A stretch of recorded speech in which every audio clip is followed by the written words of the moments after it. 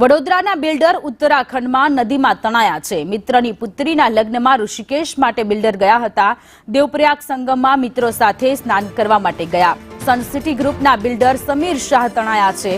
હાથમાંથી રેલિંગ છૂટી જતા સમીર શાહ તણાયા। સ્થાનિક તરવૈયા અને વહીવટી તંત્ર દ્વારા તેમની શોધખોળ શરૂ કરવામાં આવી છે।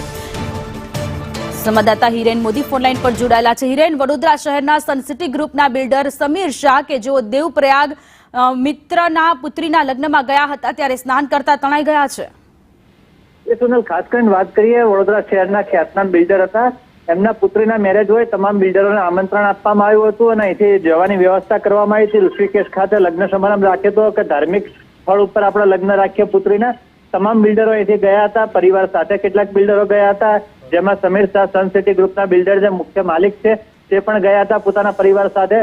પરંતુ ત્યાં લગ્ન પ્રસંગ પતાયા બાદ સમય મળતા અન્ય બિલ્ડરોએ કીધું કે ભાઈ આપણે ત્યાં દેવપ્રયાગ જઈએ સંગમ સ્થાને સ્નાન કરવા માટે। ત્યાં સ્નાન કરવા પહોંચ્યા હતા, જ્યાં આગળ પગ લપસી જતા તેમની રેલિંગ પણ હાથમાંથી છૂટી ગઈ હતી। પાણીમાં તણાતા તાત્કાલિક ઘટનાની જાણ કરવામાં આવી હતી તમામ વહીવટી તંત્રને અને સ્થાનિક તરવૈયાઓ, બોટ NDRFની ટીમો તેમજ હેલિકોપ્ટર દ્વારા પણ તપાસ કરવામાં આવી રહી હોવાની જાણકારી મળી છે।